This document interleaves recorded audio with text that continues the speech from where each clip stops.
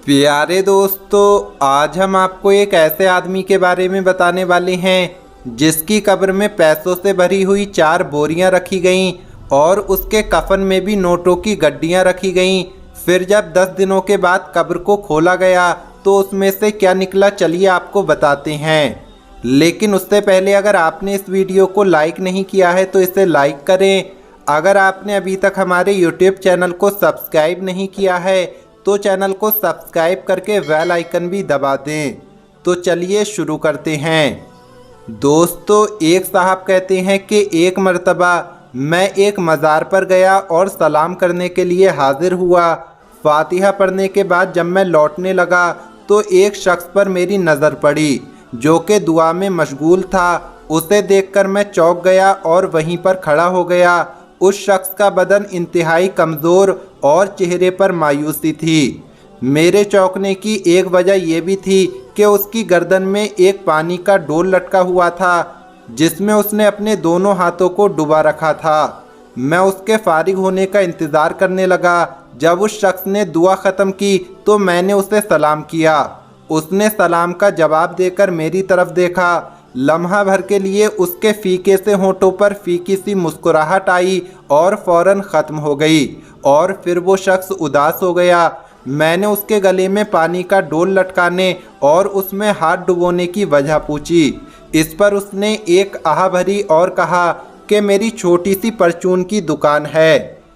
एक मर्तबा एक भिखारी ने मुझसे भीख मांगी। मैंने एक सिक्का निकालकर उसकी हथेली पर रख दिया और वो दुआएं देता हुआ वहाँ से चला गया। फिर वो दूसरे दिन भी आया और इसी तरह से सिक्का लेकर चला गया। अब वो रोज़ रोज़ आने लगा और मैं भी उसे रोज़ रोज़ कुछ ना कुछ देने लगा।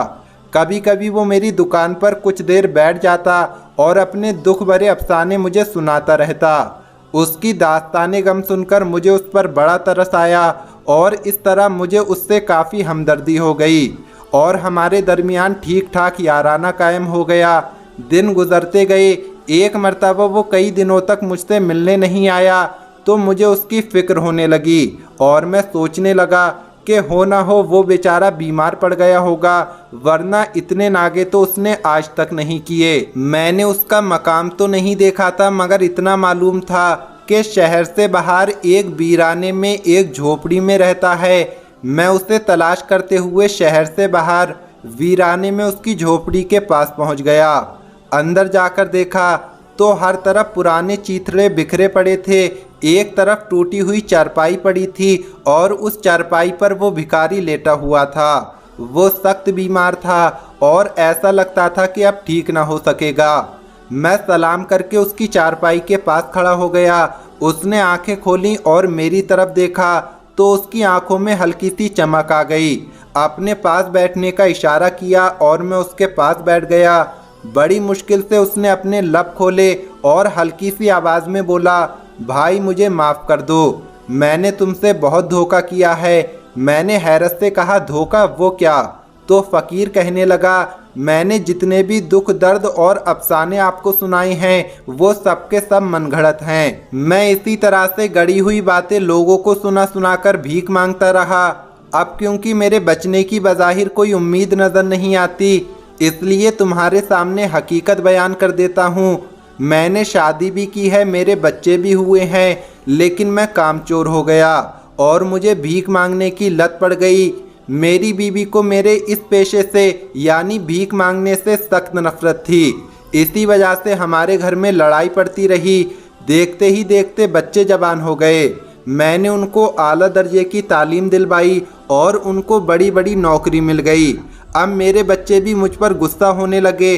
उनका कहना था कि मैं भीख मांगना छोड़ दूं, लेकिन मैं आदत से मजबूर था। मुझे दौलत से बेहद प्यार था और बग़ैर मेहनत के आती हुई दौलत को मैं छोड़ना नहीं चाहता था। आखिरकार इख्तिलाफ बढ़ता गया और मैं अपने बीवी बच्चों से अलग हो गया और शहर से बाहर इस वीराने में आकर रहने लगा। इतना कहने के बाद उसने चीथड़ों की एक ढेर की तरफ देखा जो झोपड़ी के एक कोने में रखे हुए थे।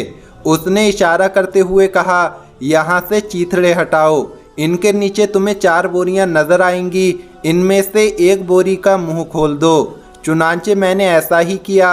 जैसे ही मैंने बोरी का मुंह खोला तो मेरी आंखें फटी की फटी रह गईं, क्योंकि उस बोरी में नोटों की गड्डियां तय बनाकर रखी गई थीं और ये एक अच्छी खासी रकम थी। अब वो भिखारी मुझसे कहने लगा कि ये चारों बोरियां इसी तरह से नोटों से भरी हुई हैं। देखो भाई, मैंने तुम पर एतमाद करके अपना सारा राज तुम्हें बता दिया है। अब तुमको मेरी नसीहत पर अमल करना होगा। तुम अमल करोगे ना? मैंने हामी भर ली, यानी मैंने हाँ कर दिया। तो वो कहने लगा, देखो मैंने इस दौलत से बहुत प्यार किया है, इसके खातिर अपना घर उजाड़ दिया, कभी अच्छा खाया ना उम्दा लिबास पहना, बस इसको देख देख कर खुश होता रहा। और फिर भिखारी ने कहा कि इसमें से चंद नोटों की गड्डियाँ उठाकर मुझे दे दो ताकि मैं अपने पैसों से प्यार कर सकूं। मैंने बोरी में से चंद गड्डियाँ निकालकर उसकी तरफ बढ़ा दी। उसकी आंखों में एकदम से चमक आ गई।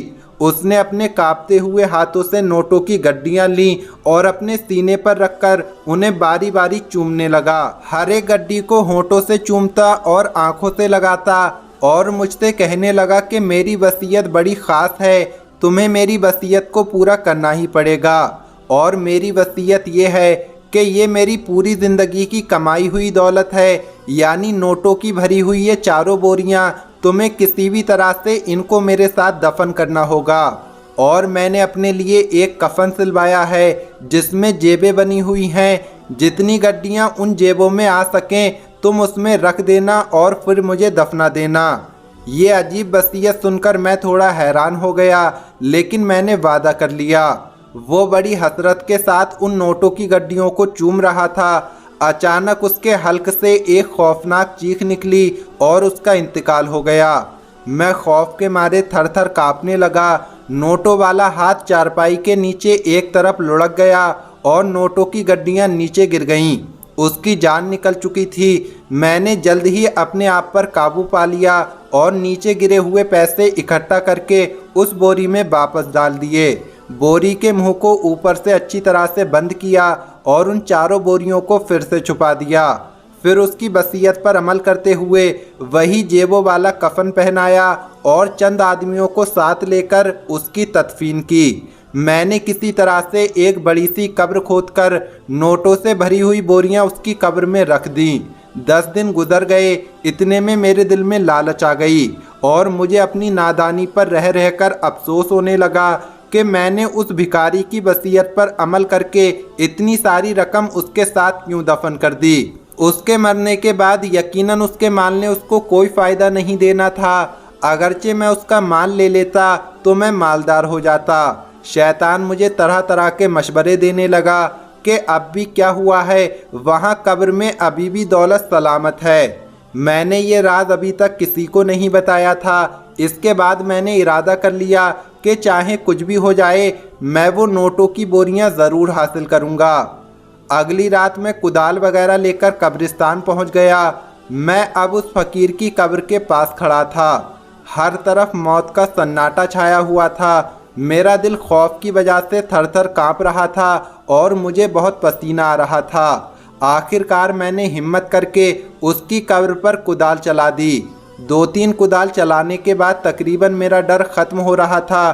थोड़ी देर की मेहनत के बाद मैं उसमें एक मुनासिब सा सुराख करने में कामयाब हो गया, यानी मैंने कब्र में एक बड़ा सा सुराख कर दिया। अब मेरे हाथ बढ़ाने की देर थी, लेकिन फिर मेरी हिम्मत जवाब देने लगी। तरह तरह के ख्यालात आने लगे। ज़मीर भी कह रहा था कि लौट चलो, हराम के माल से अपनी आखिरत को बर्बाद मत करो, लेकिन मालदार होने के ख्वाब ने मेरी आंखों पर पट्टी बांध दी थी। मुझे रह रहकर ख्याल आ रहा था दौलत के नशे ने मुझे अंजाम से बिल्कुल गाफिल कर दिया था और मैंने अपने हाथ कब्र के सुराख के अंदर दाखिल कर दिए। मैं अभी टटोल ही रहा था कि मेरे दोनों हाथों में आग लग गई और एकदम कब्र से कुत्ते के भौंकने की आवाज़ आई और मुझे ऐसा लग रहा था कि कुत्ते ने मेरे हाथों पर झपट्टा मारा है। दर्द की वजह से मेरे मुंह से एक ज़ोरदार चीख निकल गई और कब्रिस्तान के सन्नाटे में गुम हो गई। मैंने एकदम अपने हाथ कब्र से बाहर निकाले और वहां से भाग खड़ा हुआ। मेरे हाथ बुरी तरह से जल चुके थे और मुझे सख्त जलन हो रही थी। मैंने खूब रो रो कर अल्लाह के हुजूर दुआएं मांगी, लेकिन मेरे हाथ की जलन ना गई। अब तक बेशुमार हकीमों और डॉक्टरों से इलाज करवा चुका हूँ, लेकिन हाथ की जलन नहीं जाती। हाँ, पानी में हाथों को डुबोने से आराम मिलता है, इसलिए अपने हाथ हर वक्त पानी में डुबोए रखता हूँ। दोस्तों, बयान करने वाले साहब कहते हैं, उसकी ये दास्तान सुनकर मैं एकदम दुनिया से गाफिल हो गया। दुनिया की दौलत से मुझे नफरत हो गई। तो दोस्तों, आपने देखा कि किस तरह से माल की मोहब्बत ने तबाही मचाई। भिखारी अपने माल में हराम को चुनते चुनते मर गया, और जब उसका दोस्त माले हराम को हासिल करने के लिए गया तो इस मुसीबत में पड़ गया। हम अल्लाह पाक से दुआ करते हैं कि अल्लाह पाक हमें हराम माल और हराम दौलत से महफूज रखे। आमीन, अल्लाहुम्मा आमीन।